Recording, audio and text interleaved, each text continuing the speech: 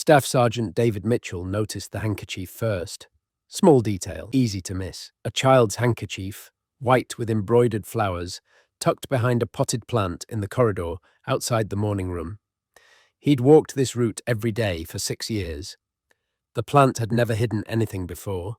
He picked it up, examined it, monogrammed in the corner, a delicate C, stitched in royal blue thread, Princess Charlotte's. He knew because he'd seen her carry one just like it, last week, during a garden party. She'd been laughing then, chasing her brother George across the lawn, the handkerchief fluttering from her dress pocket. Mitchell folded it carefully and continued his patrol. Probably nothing. Children dropped things. But his instincts, honed over multiple deployments and years of royal protection, whispered that something felt off. The second wrong detail appeared 15 minutes later. The morning room door, usually closed during afternoon hours, stood open. Just a crack, barely noticeable. But through that crack, Mitchell heard something that made him stop walking. Crying, soft, muffled. Someone trying desperately hard not to make noise. He approached the door quietly. Years of training guided each careful step. The crying continued, a child's voice, breaking on sobs that sounded like they'd been held back for too long. Mitchell knocked her gently. The crying stopped immediately, replaced by silence so complete it felt wrong. "Hello," he called softly. "This is Palace Security. Is everything all right in there?" No answer, but he heard movement. Someone shifting position, trying to be quiet. "I'm coming in," Mitchell said, giving fair warning. He pushed the door open. The morning room looked normal at first glance. Sunlight streaming through tall windows, antique furniture arranged precisely, fresh flowers on the side table, everything in its proper place. But then he saw her. Princess Charlotte sat in the corner behind a wingback chair, knees pulled to her chest, face buried in her arms. Her school uniform was wrinkled. Her hair, usually neat, hung loose around her shoulders, and she was shaking. Mitchell's heart dropped. "Princess Charlotte?" She looked up.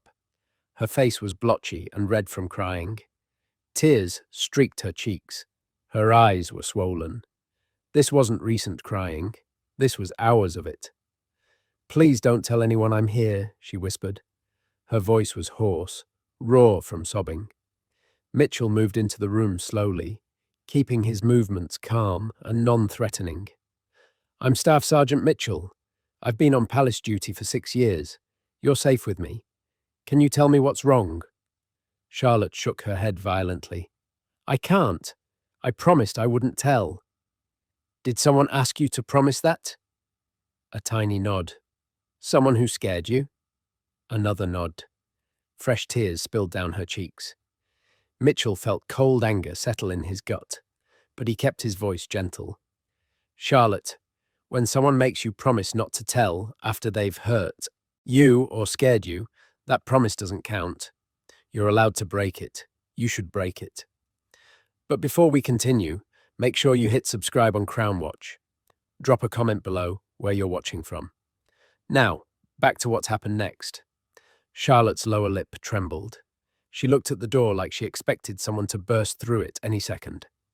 She said I was being dramatic, that I was ungrateful, that little girls who tell lies about their family end up very lonely. "Who said that?" Charlotte's eyes widened with fresh fear.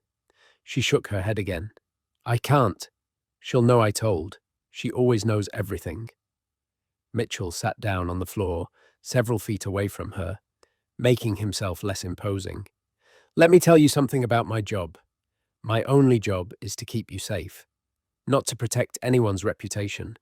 Not to avoid making waves. Just to keep you safe.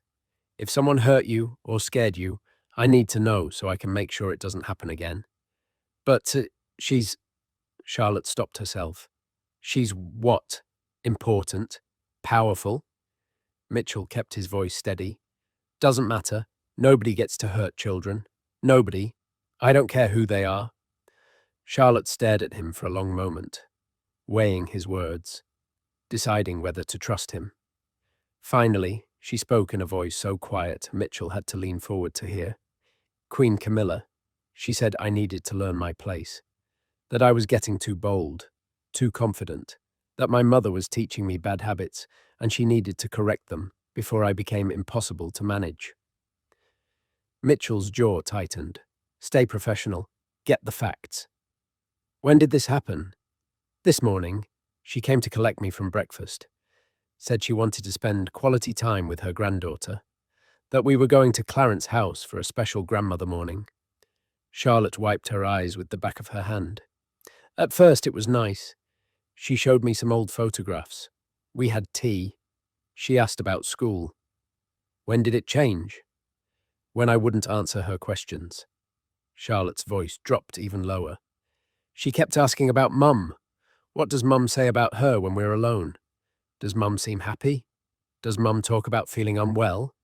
Does Mum ever cry? She looked up at Mitchell with confused, frightened eyes. Why would she ask me those things? Why does she care if Mum cries? Mitchell didn't answer. He had his own theories. None of them good. What happened when you didn't answer? I told her I felt uncomfortable talking about Mum behind her back. That it felt wrong, like gossiping.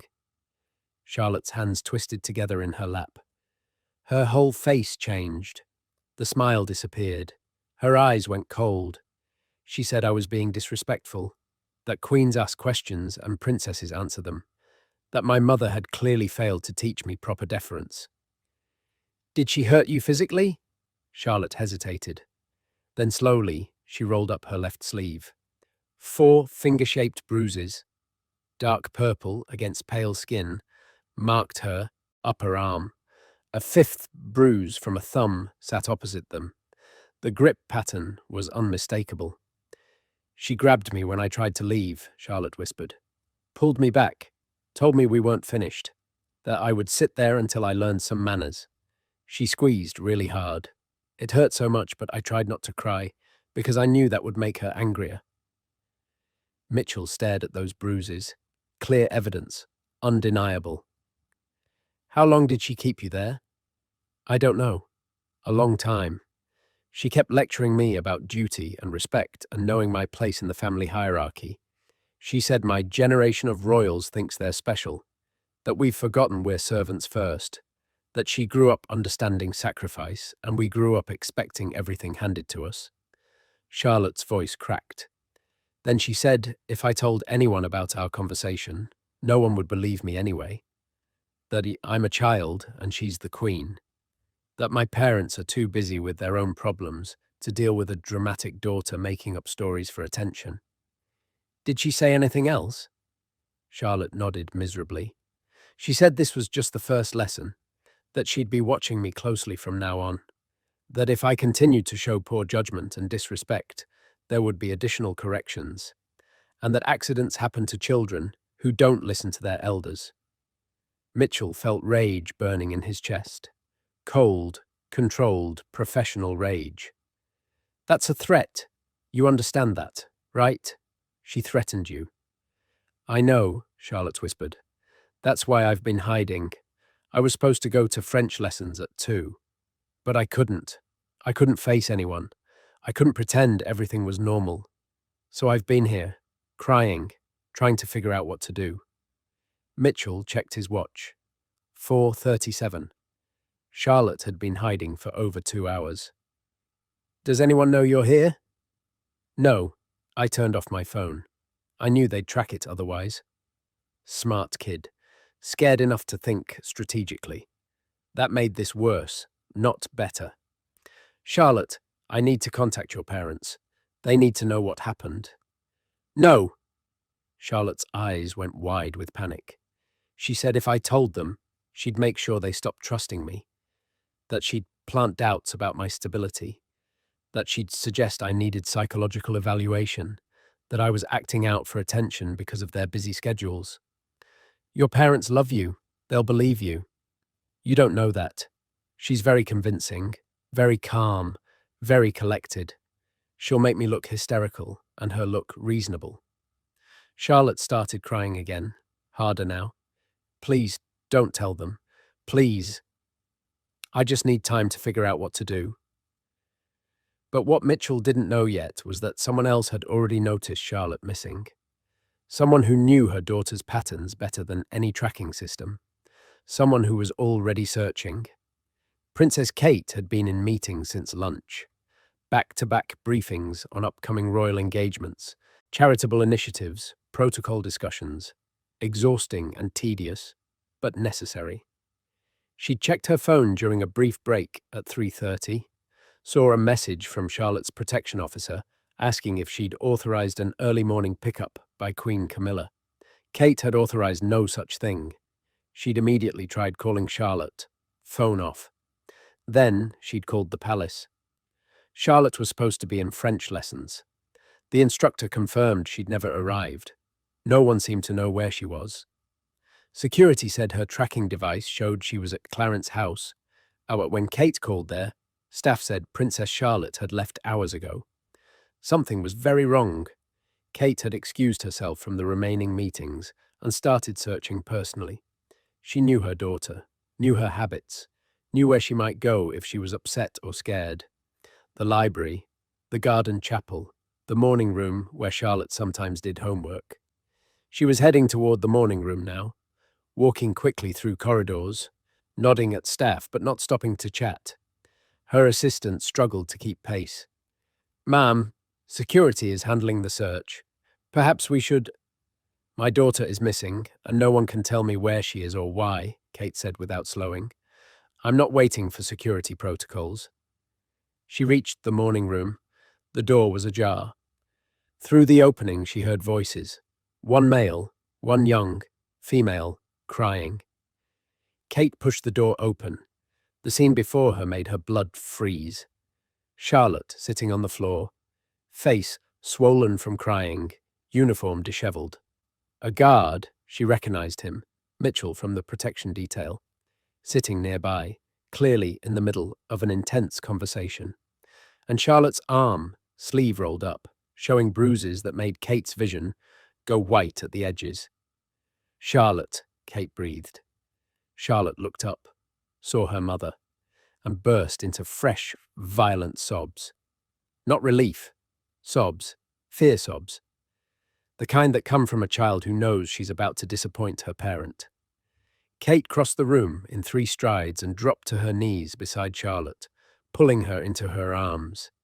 Charlotte clung to her and cried into her shoulder, body racked with sobs. "I'm sorry, Mum. I'm so sorry. I tried to be good. I tried not to make trouble. I'm sorry." "Shh. Baby, no. You have nothing to apologize for. Nothing." Kate held her tighter, one hand stroking her daughter's hair. Over Charlotte's head, her eyes found Mitchell's. "What happened?" Mitchell stood, came to attention. "Ma'am, I found Princess Charlotte hiding in here approximately 10 minutes ago. She's been here for over 2 hours. She has visible bruising on her left arm and has described an incident this morning involving Queen Camilla. The allegations are serious. I was just trying to convince her to let me contact you." Kate gently pulled Charlotte back. "Let me see your arm, sweetheart." Charlotte reluctantly extended her arm. Kate stared at the bruises. Perfect. Finger marks. Adult-sized. Fresh. She felt her hands start to shake and forced them still. Stay calm. Handle this properly. Fall apart later. "Who did this?" Kate asked, though Mitchell's words had already told her. "Queen Camilla," Charlotte whispered. "This morning, at Clarence's house. She grabbed me. I tried to pull away, and she squeezed harder. Told me I wasn't leaving until she said I could." Kate closed her eyes briefly. Breathed. Opened them. "Tell me everything. Start from the beginning. Don't leave anything out." Charlotte told her story again. Every detail. The unexpected pickup. Clarence's house. The questions about Kate. The interrogation that turned hostile. The lecture about respect and hierarchy. The physical grab. The threats. The warning that no one would believe her. As Charlotte talked, Kate's expression remained controlled. But Mitchell, watching carefully, saw the fury building behind that control. saw the way Kate's jaw clenched, the way her hands tightened on Charlotte's shoulders, the way something cold and dangerous entered her eyes. When Charlotte finished, Kate was silent for a long moment. Then she looked at Mitchell. "Sergeant Mitchell, I need you to photograph these bruises. Multiple angles, clear shots showing the grip pattern, time-stamped. I need documentation that can't be disputed." Mitchell pulled out his phone immediately. "Yes, ma'am." As he photographed Charlotte's arm, Kate pulled out her own phone. She dialed, put it on speaker. "William," she said when he answered. "I need you at Kensington Palace immediately. Morning room. It's Charlotte. She's safe, but there's been an incident." "What kind of incident?" William's voice sharpened with concern. "The kind that requires your immediate presence. How fast can you get here?" 15 minutes. I'm leaving now." "Come alone. No staff. This is family only." She paused. "Actually, bring your father if you can. He needs to hear this firsthand." "Kate, you're scaring me." "Good. You should be scared. Our daughter has been assaulted and threatened. 15 minutes. She ended the call. Looked at Charlotte. "Baby, I need you to do something very hard. When Dad and Grandpa get here, I need you to tell them what you told me. All of it. Can you do that?" Charlotte's eyes filled with tears again. "Do I have to?" "Yes, because what happened to you was wrong, and the only way to make sure it never happens again is to tell the truth to people who can do something about it. I know you're scared. I know you're exhausted. But I need you to be brave one more time. What if they don't believe me?" "They will. I promise you they will." Mitchell spoke up. "Princess Charlotte, I'll be here too. I'll corroborate your account. You're not alone in this." Charlotte looked between her mother and the guard. Two adults who believed her, who were taking her seriously, who weren't dismissing her as dramatic or attention-seeking. Slowly, she nodded. Kate pulled her close again. "You did. Nothing wrong? Do you understand me? You were a victim of someone abusing their power. That's not your fault. Not in any way." They waited in tense silence for William to arrive. Kate kept Charlotte close, murmuring reassurances. Mitchell stood by the door, guarding them both. Nobody else entered. Nobody else would be allowed to enter until this was handled properly. 14 minutes later, footsteps approached rapidly. The door opened. Prince William entered, followed by King Charles. Both men looked concerned and confused. But when they saw Charlotte's tear-stained face, when they saw Kate's expression, concern shifted to alarm. "What's going on?" William asked, moving immediately to his daughter's side. "Charlotte has something to tell you," Kate said. "Both of you. And I need you to listen without interrupting. Let her get through the whole thing. Then we'll discuss what happens next." William knelt beside Charlotte. "Sweetheart, what happened?" Charlotte looked at her father, at her grandfather, two of the most important men in the royal family. This was the moment she could back down, stay quiet, protect herself by protecting Camilla, or the moment she could speak truth and face whatever consequences came. She rolled up her sleeve, showed them the bruises. "Queen Camilla did this," she said quietly. "This morning, when I wouldn't answer her questions about Mum." The room went very still. William stared at his daughter's arm, at the unmistakable finger marks. His face went through several emotions in quick succession. Shock, disbelief, recognition that it was true, and finally, cold fury. Charles looked like he'd been punched. "Camilla did that?" "Yes, Grandpa. That's not possible. She wouldn't." But even as he said it, Charles's voice faltered, because the evidence was right there, clear and undeniable. "Let her tell you what happened," Kate said firmly. "All of it. Then you can decide what's possible." Charlotte told her story a third time.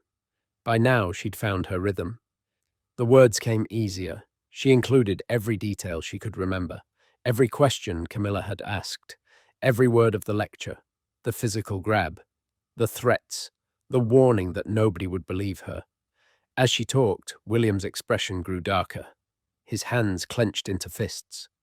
When Charlotte reached the part about Camilla saying, "Accidents happen to children who don't listen," he stood abruptly and turned away, clearly fighting to control his reaction.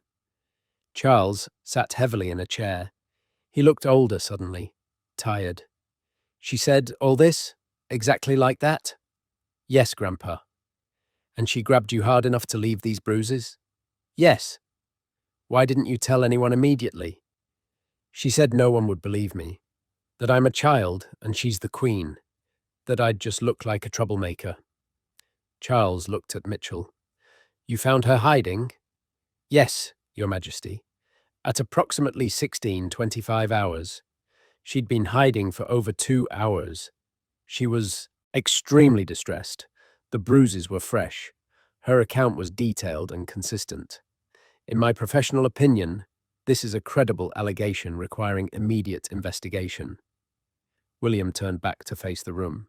His voice was controlled but dangerous. "Investigation? This isn't an allegation. Look at her arm. That's assault. Against a child. Against our daughter." "William," Charles started. "No, don't William me. Someone put their hands on Charlotte. Grabbed her hard enough to bruise her. Threatened her. Tried to intimidate her into silence. That's criminal behavior. The only reason we're not calling the police right now is because the perpetrator happens to be your wife. We need to be careful about how we handle this. The implications..." "The implications?" William's voice rose. "The implications are that your wife assaulted my daughter. That's the only implication that matters. We're approaching the moment that shocked everyone who witnessed it. If you haven't subscribed yet, do it now. We share stories like this daily. Here's what happened when the truth came out." Kate stood, placing herself between William and Charles. "Arguing doesn't help Charlotte. What helps Charlotte is deciding, right now, what we're going to do about this. Because this isn't going away. It happened. The evidence is documented, and we need to act." "What are you suggesting?" Charles asked carefully. "I'm suggesting you get your wife on the phone. Tell her to come here, to this palace, right now. And I'm suggesting she explain herself, to all of us, with Charlotte present, so she can't deny or twist what happened. That's confrontational." "Good. It should be confrontational. She hurt a child. My child. Your grandchild. She doesn't get a gentle conversation. She gets confronted with the consequences of her actions." Charles looked at Charlotte, really looked at her, saw the fear still visible in her eyes, the way she stayed close to her mother, the bruises on her arm that matched adult fingers. He saw his granddaughter, small and scared, and something inside him shifted. He pulled out his phone, dialed, put it on speaker. Camilla answered on the third ring. "Charles, I'm in the middle of preparations for... Come to Kensington Palace. Now. It's urgent." A pause. "Is something wrong?" "We'll discuss it when you arrive. Be here in 30 minutes. He hung up without waiting for a response. "She's going to know something's up," William said. "Good. Let her be nervous." Kate turned to Charlotte. "How are you doing, sweetheart? This is a lot. Do you need a break?" Charlotte shook her head. "I want to face her. I want her to know I told. That she was wrong about no one believing me." "That's very brave. But if it gets to be too much, you tell me. We can stop any time." Mitchell cleared his throat. "With respect, perhaps Princess Charlotte should be elsewhere when Queen Camilla arrives. This could become heated and..." "No," Charlotte said firmly. "I need to be here. She needs to see that I'm not afraid of her anymore." "Charlotte," William started. "Dad, please. I'm tired of being scared. I'm tired of hiding. If I'm not there, she'll just say I'm lying. That I made it all up. But if I'm there, looking at her, she'll know I told the truth." Kate and William exchanged glances. Finally, William nodded. "All right, but if things get out of hand, you leave. Immediately. No arguments." "Okay." The next 28 minutes felt endless. Staff brought tea that nobody drank. Charlotte sat between her parents, holding her mother's hand. Charles paced by the window. Mitchell remained at his post, professionally still, but clearly ready to intervene if necessary. At precisely 6:03, footsteps approached the morning room. The door opened. Queen Camilla entered, dressed impeccably, makeup perfect, posture confident. She looked around at the assembled group with practiced grace. "Well, this is quite the gathering. What's this about?" Kate stood. "Explain Charlotte's bruises." Camilla's gaze flicked to Charlotte's arm. Mitchell watched her face carefully. He'd been trained to spot deception, to read micro-expressions. In that split second before Camilla controlled her reaction, he saw it. Recognition, calculation. Not surprise. She'd known exactly why she'd been summoned. "I'm sorry," Camilla said smoothly. "What bruises?" Kate gestured to Charlotte. "Show her." Charlotte stood on shaky legs and held out her arm. The bruises showed clearly under the room's bright lighting. Camilla looked at them for a long moment. "How unfortunate." "Charlotte, how did that happen?" "You tell me," Charlotte said quietly. "You did it." "Don't be ridiculous. I did no such thing." "Yes, you did. This morning, at Clarence's house, when I wouldn't answer your questions about Mum. You grabbed my arm and squeezed hard. You said I wasn't leaving until I learned some manners." Camilla's expression remained perfectly calm. "Charlotte, I don't know what game you're playing, but making false accusations is serious. I spent a lovely morning with you. We had tea. We looked at photographs. I certainly didn't hurt you." "You're lying," Charlotte said, voice stronger now. "Excuse me?" "You're lying. You did hurt me, and you threatened me, and you said nobody would believe me if I told." Charlotte's voice shook, but she didn't back down. "You were wrong." Camilla turned to Charles. "Are you going to let her speak to me this way?" "I'm going to let her speak the truth," Charles said quietly, "which is what she's doing." "The truth?" "She's a child with an overactive imagination and a flair for drama. This is absurd." William stood. "The bruises aren't imagination. They're real. They match adult female hands. The medical expert we're consulting confirmed the grip pattern. So either Charlotte grabbed her own arm hard enough to bruise herself in 5 distinct finger marks, or someone else did it. Who do you think that someone was?" "I have no idea. But it certainly wasn't me." "Really?" Kate's voice was ice. "Because Charlotte has given us a detailed account of your morning together. The questions you asked, the lecture you delivered, the exact words you used when you threatened her. Every single detail, including things she couldn't possibly know unless she'd been there. Children make up stories." "Stop!" Kate cut her off. "Just stop. We have photographic evidence, timestamps, Charlotte's testimony, Sergeant Mitchell's corroboration as first responder. We have enough evidence to file assault charges if we wanted to, so you can continue denying it, or you can tell the truth, and we can discuss how to handle this, like adults." The room went silent. Camilla looked at each person, saw no allies, no sympathy, no easy escape. Finally, she spoke. "I may have been a bit firm with her. She was being incredibly disrespectful. Someone needed to correct that behavior." "Firm?" William's voice was dangerous. "You call leaving finger-shaped bruises on a child firm?" "I barely touched her. Those bruises say otherwise." "She's being overly dramatic. They're probably not even that bad." "Would you like me to grab your arm with the same force?" Kate asked, pleasantly. "So you can judge whether it's that bad?" Camilla's eyes narrowed. "Are you threatening me?" "I'm offering perspective. You seem confused about what constitutes acceptable force against a child. I thought a demonstration might help clarify. Charlotte has always been sensitive. She bruises easily." "Enough!" Charles's voice cut through the room. "Enough excuses. Enough justifications. You hurt my granddaughter, whether you meant to or not, whether you think she deserved it or not. You caused those bruises. Do you deny that? Camilla's jaw tightened. Long silence. She needed to learn respect. There it was. Admission masked as justification. Respect, Charles repeated slowly. You were teaching her respect by grabbing her, by threatening her, by telling her no one would believe her if she told. I didn't threaten her. She said accidents happen to children who don't listen to their elders, Charlotte said clearly. That's what you said. Exactly. Camilla's composure cracked. You don't understand. She was talking about Kate like their confidants, like she doesn't understand hierarchy. Someone needed to remind her of her place in this family. Her place? Kate's voice shook with suppressed rage. She's 9 years old.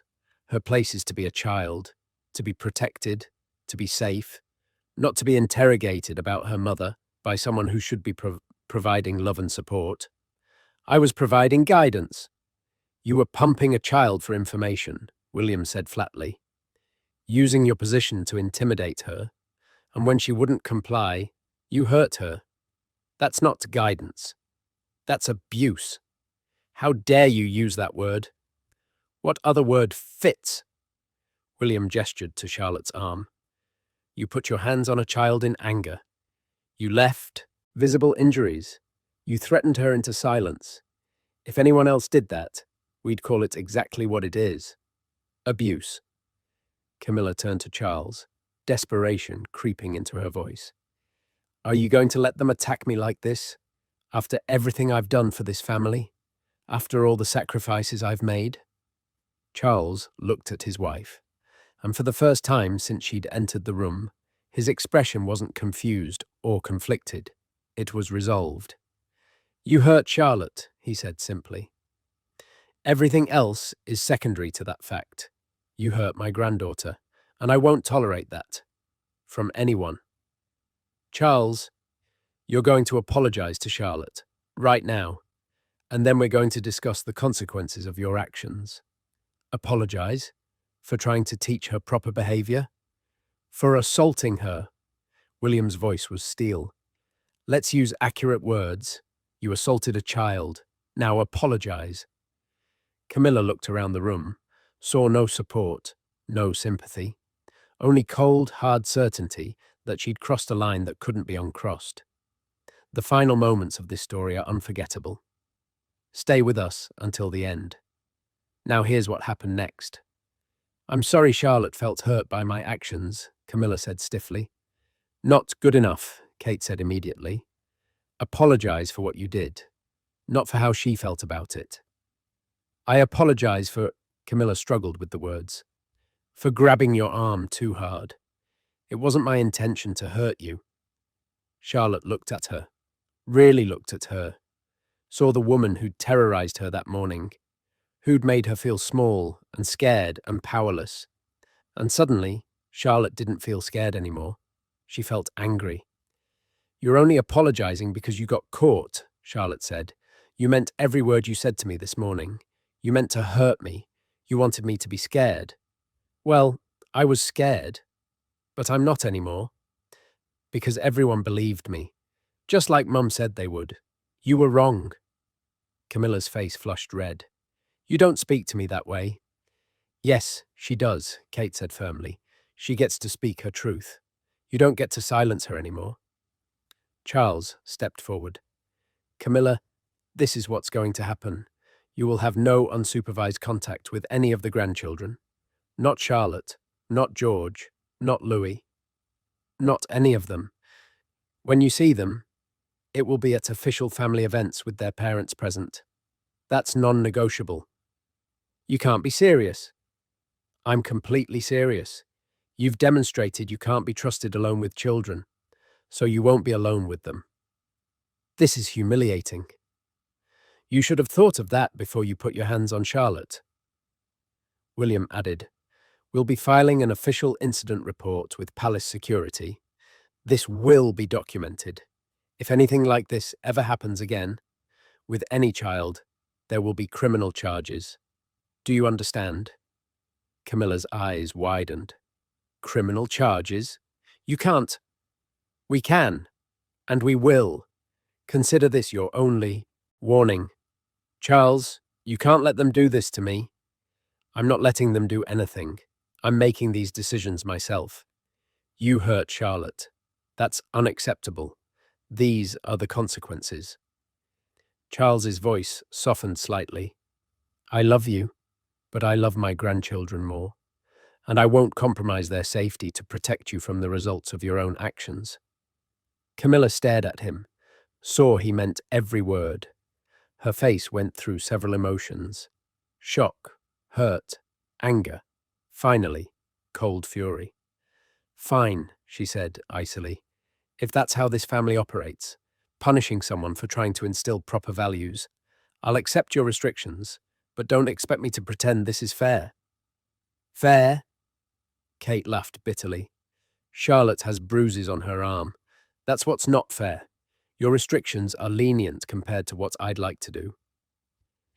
Camilla shot Kate a look of pure venom, then turned on her heel and walked out without another word. The door slammed behind her. Silence filled the room. Charlotte let out a long breath, like she'd been holding it for hours. Is it really over? This part is, Kate said, pulling her close. There will be more conversations, more decisions, but the hardest part, telling the truth, you've done that, and you were so brave. William knelt beside Charlotte. I'm proud of you, sweetheart, for speaking up, for standing up to her just now. That took real courage. I was terrified, Charlotte admitted. Courage isn't not being scared. It's being scared and doing the right thing anyway. You did the right thing. Charles approached slowly. Charlotte, I owe you an apology too. I should have listened the moment you said you were hurt. I should have believed you immediately, without needing to see evidence or hear the full story. I'm sorry I didn't. Charlotte looked at her grandfather. You believe me now? Completely, and I promise you, she will never hurt you again. I'll make sure of it. Mitchell, who'd been silent throughout the confrontation, cleared his throat. If I may, Your Majesties, I should file my formal report. This needs to be in the official record. Absolutely, William said.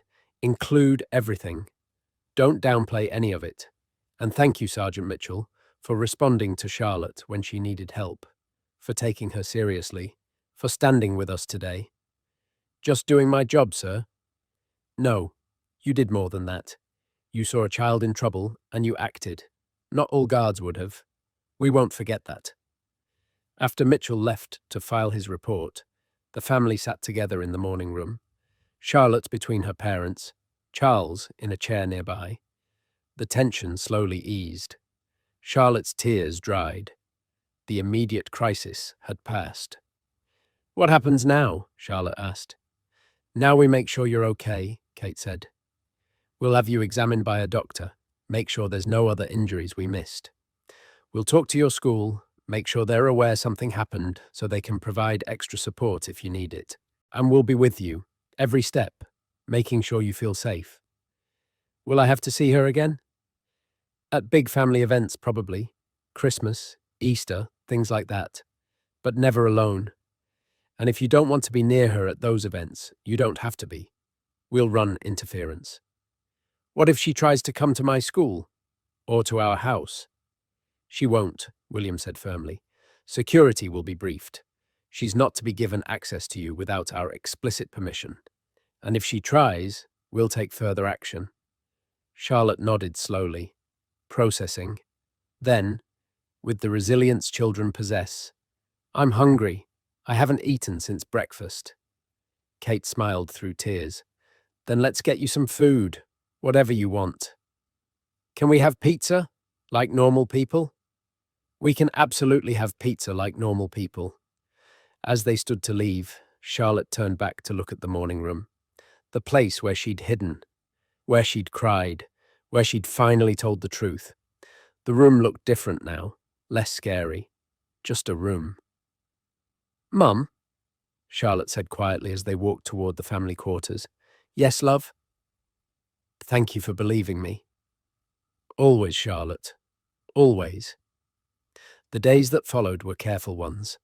A pediatric physician examined Charlotte thoroughly, documenting the bruises with medical precision. The photographs and report were added to the official record. Palace security updated their protocols. New guidelines were established about who could be alone with the Cambridge children and under what circumstances. Queen Camilla's schedule was quietly adjusted. Events that would have included private time with grandchildren were restructured or cancelled. When she appeared at official functions, she maintained her public composure. But staff noticed she avoided the Cambridge family, kept her distance, made excuses to leave early. King Charles struggled with the situation. He loved his wife, but he couldn't deny what had happened. The bruises had been real. Charlotte's terror had been real, and the breach of trust was profound. He and Camilla had difficult private conversations. She maintained she'd been trying to help. He maintained she'd crossed an unacceptable line. The distance between them grew. Princess Charlotte returned to school the following Monday.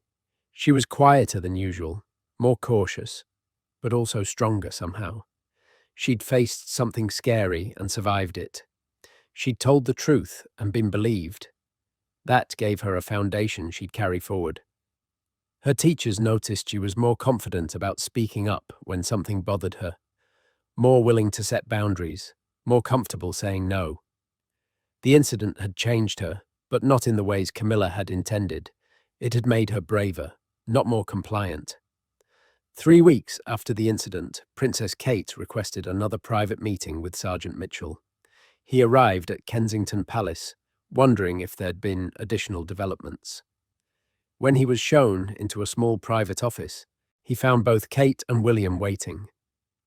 "Sergeant Mitchell," William began, "we wanted to speak with you personally. Your actions the day Charlotte reached out for help were exemplary. You responded immediately to her distress. You provided safety and support. You stood with us during a very difficult confrontation. That kind of judgment and character is rare." "I appreciate that, sir, but I was just doing your job." "Yes, you've said that before." Kate smiled slightly. "But William and I both know the difference between someone following protocols and someone genuinely caring about the person they're protecting. You cared about Charlotte's welfare more than protocol or politics or protecting powerful people. That matters. We've recommended you for commendation," William continued. "It won't be public, but it will be in your record. Exceptional service in protection of a royal family member. And if you ever need a reference, for any reason, you have our complete support." Mitchell felt his throat tighten. "Thank you. That means a great deal." "There's one more thing," Kate said. "Charlotte asked if she could thank you herself. Would you be comfortable with that?" "Of course, ma'am." Kate opened the adjoining door. Charlotte entered, looking healthier than she had 3 weeks ago. The shadows under her eyes had faded. She walked with more confidence. And when she smiled at Mitchell, it was genuine. "Hi, Sergeant Mitchell." "Hello, Princess Charlotte. You're looking well." "I feel better, a lot better." She paused, then continued with careful formality. "I wanted to thank you for finding me when I was hiding, for believing me when I told you what happened, for standing with my family when we confronted her. You kept me safe when I couldn't keep myself safe. So thank you." The words were clearly practiced, but the emotion behind them was real. "You're very welcome," Mitchell said, "but you should know you're the one who made the brave choice. You told the truth even when you were scared. You stood up for yourself even when it was hard. That's all you. I just provided backup." Charlotte smiled wider. Then, dropping formality, she hugged him quickly. "You're my favorite guard. I'm honored to be on your list at all." After Charlotte left, Kate walked Mitchell to the door. "She means it, you know, about you being her favorite. You gave her something important that day. You gave her proof that adults would listen, that speaking up leads to protection, not punishment. She'll remember that lesson her whole life." "I'm glad I could help." So are we. Kate hesitated, then added, "If you ever need anything, Sergeant Mitchell, anything at all, you have allies in this family. Don't hesitate to reach out." Mitchell nodded his thanks and left. As he walked back through the palace corridors, he thought about the strange nature of royal protection. Most days were routine, boring even. But occasionally, very occasionally, you encountered a moment where protocol mattered less than doing what was right, where protecting someone meant more than just preventing physical threats. He'd faced that choice, and he'd made the right call. Charlotte was safe. That's what mattered. In the months that followed, the incident became part of palace history. Not public history. The press never learned the details. But private history. The kind passed between senior staff in quiet conversations. The incident when Queen Camilla overstepped. When Princess Charlotte stood up for herself. When the king chose his grandchildren over his wife. Camilla remained queen. She continued her public duties. But her relationship with the Cambridge family never recovered. She saw Charlotte only at major events, always with Kate or William present.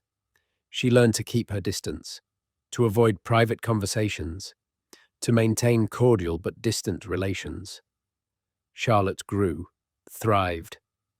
The bruises faded within a week, but the memory lasted much longer.